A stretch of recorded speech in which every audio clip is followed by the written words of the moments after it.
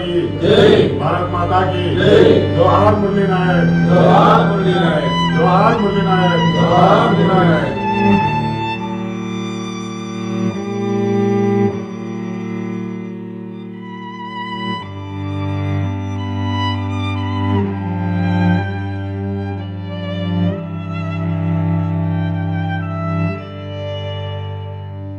రుద్రటూరు నియోజకవర్గ ప్రజలందరికీ నా హృదయపూర్వక నమస్కారాలు తెలియజేస్తూ,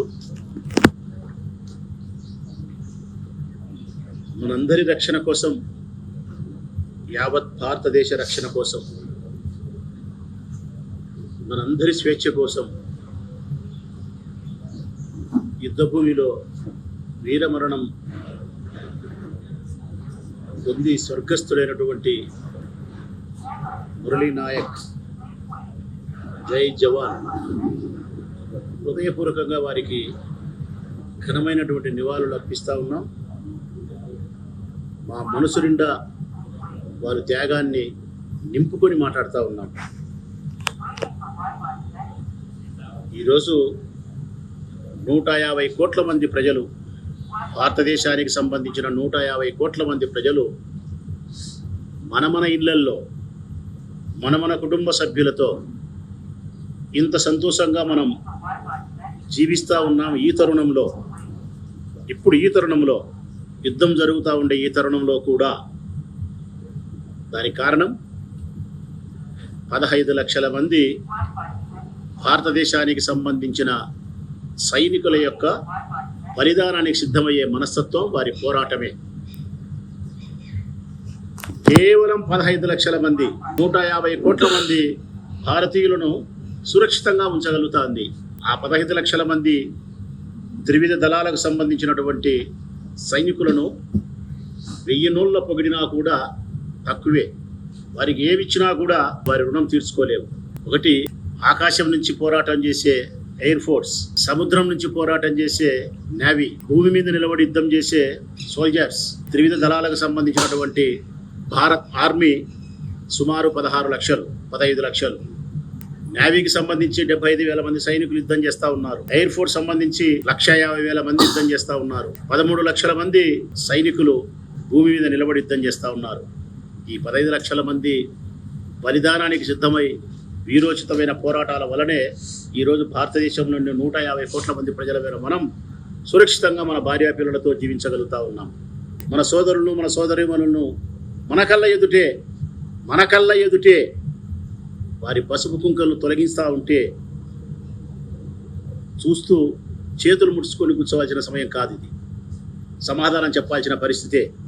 భారతదేశ ప్రభుత్వం ఆ నిర్ణయమే తీసుకుంది. నరేంద్ర మోడీ గారి నేతృత్వంలో ఆ నిర్ణయమే తీసుకుంది.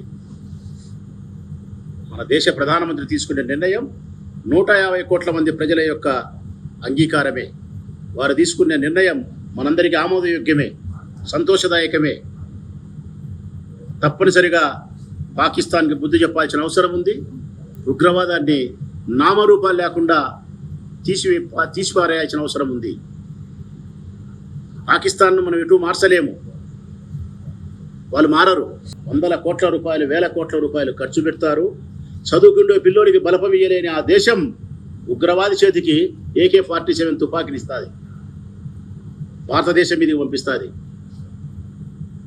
ఇక్కడ మనకు మత విద్వేషాలు సృష్టించాలని చూస్తుంది. హిందువులకు, ముస్లింస్లకు, క్రైస్తవులకు గొడవలు పెట్టాలని చూస్తుంది. అందులో భాగమే వారి కుటిల ప్రయత్నమే మొన్న జరిగినటువంటి 25 మంది పహల్గామ్లో జరిగినటువంటి దాడి. ఏరపంచి హిందువులు చంపుతారు. ఏరపంచి హిందువులు చంపుతారు. కారణం, ఇక్కడ ఉండే ముస్లిమ్స్ పైన మనకు కోపం కలగాలని, ఇక్కడ ముస్లిమ్స్కు హిందువులకు గొడవ జరగాలని, ఈ దేశం మత విద్వేషాలతో అల్లకల్లోలం కావాలని చెప్పి వారి కుటిల ప్రయత్నం. గవర్నమెంట్ ఏమైతే సూచనలు చేస్తుందో, ఏమైతే ఆర్డర్స్ పాస్ చేస్తుందో వాటిని మనం పాటించాలి. సైరన్ మోగింది అంటే తప్పనిసరిగా మనం అలర్ట్ కావాల్సిన అవసరం ఉంది. లైట్లు ఆర్పాల్సిన పరిస్థితి ఉందంటే అందరం ఆర్పేయాల్సిన పరిస్థితి ఉంది. ఎక్కడైనా ఏదైనా బాంబింగ్ జరిగింది అంటే పౌరులు వారికి వైద్య సహాయం చేయాల్సి వస్తే బయటకు చేయాల్సిన పరిస్థితి ఉంది. సంఘీభావం తెలిపాలంటే ర్యాలీలు నిర్వహించాల్సిందే, మద్దతును ప్రకటించాల్సిందే, సైన్యానికి మనం గట్టిగా నిలబడినామని చెప్పాల్సిన ధైర్యాన్ని ఇవ్వాల్సిన అవసరం ఉంది. దేశ సరిహద్దుల్లో మన సైనికులు యుద్ధం చేస్తూ ఉంటే దేశం లోపల ఉండి మనం యుద్ధం చేయాల్సిన బాధ్యత ఉంది. మనం నా వ్యక్తిగతంగా నేను చెప్తా ఉన్నా, దేశానికి మనం ఏమి ఇవ్వాల్సి వచ్చింది, దేశం మనకేమి ఇచ్చింది అని ఆలోచన చేస్తే దేశం నాకేమి ఇచ్చిందంటే స్వాతంత్రం ఇచ్చింది, స్వేచ్ఛనిచ్చింది, సంతోషాన్ని ఇచ్చింది, గౌరవాన్ని ఇచ్చింది. ఏమేమి ఇవ్వాలా ఎన్ని ఇచ్చింది భారతదేశం నాకు. భారతదేశానికి నేనేమి ఇవ్వాల్సి వస్తే ఈ తరుణంలో నా ప్రాణం ఇచ్చేదాన్ని కూడా సంసిద్ధమే. మిత్రులారా, పొద్దుటూరు నియోజకవర్గ ప్రజలారా, ఈ దేశం కోసం నా ప్రాణమే ఇవ్వాల్సిన పరిస్థితి వస్తే సంతోషంగా ప్రాణాన్ని ఇచ్చేదాన్ని కూడా సంసిద్ధమే. దేశం కోసం మరణించిన మురళీ నాయక్ అదృష్టవంతుడు, ధన్యుడు మురళీ నాయక్.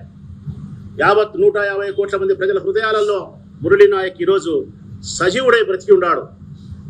ఇంతటి అదృష్టం ఒక్క సైనికుడికి మాత్రమే దక్కుతుంది. ఒక్క సైనికుడికి మాత్రమే ఈ అదృష్టం దక్కుతుంది. మరెవ్వరికి ఈ అదృష్టం దక్కదు. అట్టి సైనికులను మనం స్ఫూర్తిదాయకంగా తీసుకోవాల్సిన అవసరం ఉంది.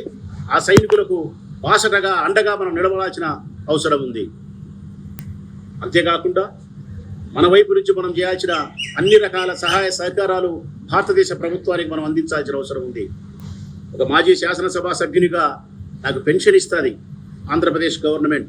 ఒక మాజీ శాసనసభ సభ్యునిగా నా ఈ పెన్షన్లో ఒక్క నెల పెన్షన్ను నేను భారతదేశం సంబంధించిన ఈ యుద్ధంలో జాతీయ రక్షణ నిధికి విరాళంగా ప్రకటిస్తూ ఉన్నా. నేను జాతీయ రక్షణ నిధికి విరాళంగా ప్రకటిస్తూ ఉన్నా.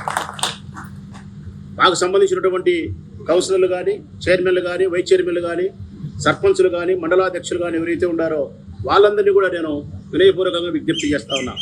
మీ పరిధిలో మీరు కూడా ఆలోచన చేసి సమావేశాన్ని ఏర్పాటు చేసి మీరు కూడా జాతీయ రక్షణ నిధికి ఒక్క నెల గౌరవ వేతనాన్ని మీరు కూడా విరాళంగా ప్రకటించమని చెప్పి వాళ్ళను అభ్యర్థిస్తూ ఉన్నారు.